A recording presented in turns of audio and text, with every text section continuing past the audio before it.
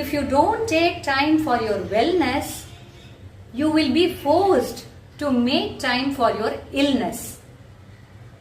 நம்மளுடைய உடல் நலத்திற்காக நாம் நேரம் எடுத்துக்கொள்ளவில்லை எனில் நாம் நோய்வாய்ப்பட்டு அதற்காக நேரத்தை செலவழிக்க வேண்டி வரும். இதுதான் இதோட விஷயம். பல விஷயங்களுக்காக நம்ம ஓடிட்டே இருப்போம், உழைச்சிக்கிட்டே இருப்போம், எல்லாம் ரைட். பட் கூடவே நம்முடைய உடல் நலம் ஆரோக்கியம் நல்லா இருக்கணுங்கிறதுக்காகவும் கொஞ்சம் நேரம் செலவிட வேண்டும். At least an hour in a day. 1 மணி நேரமாவது நம்முடைய உடல்நிலையை பாதுகாக்கணும்.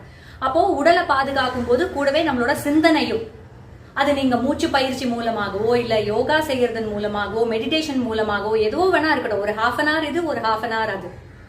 சரிங்களா?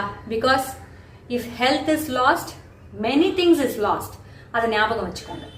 ஓகேங்களா? Take care.